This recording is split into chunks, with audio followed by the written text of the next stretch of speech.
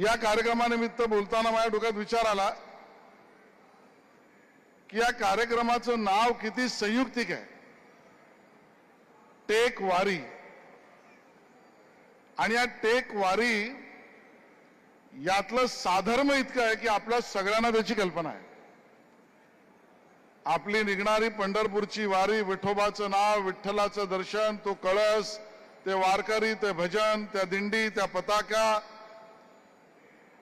ते तुळशी वृंदावन, डोक्यावर तुळशी घेऊन नाचणारी माझी भगिनी, या सगळ्यातून एक सांस्कृतिक वारसा या महाराष्ट्राचा जगासमोर मांडणारी परंपरा आपली आहे. मग एखाद्याच्या मनात येईल की त्या वारीचं आणि या टेक वारीचं साधर्म काय,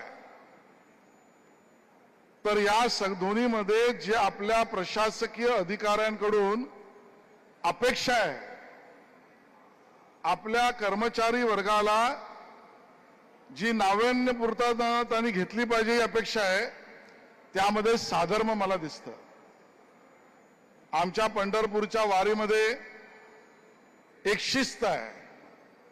आमचा वारकरी ज्यावेळेला चालतो, जातो, पुढे पुढे जात असतो, त्यावेळेला त्याच्या चालण्यात, त्याच्या वागण्यात, त्याच्या कार्यशैलीमध्ये एक शिस्तबद्धपणा आहे. टेकवारीमध्ये आपल्याला अशाच शिस्त आणि सवयीची गरज आहे. जो कर्मचारी नवनवीन येणाऱ्या तंत्रज्ञानाला अभ्यासित करण्याची सवय लावणार नाही आणि त्या सवयीतून काम करण्याची शिस्त लागणार नाही, तो या टेकवारीतला वारकरी असूच शकणार नाही. आणि म्हणून शिस्त आहे, तशी सवय आपल्याला या ठिकाणी अपेक्षा आहे.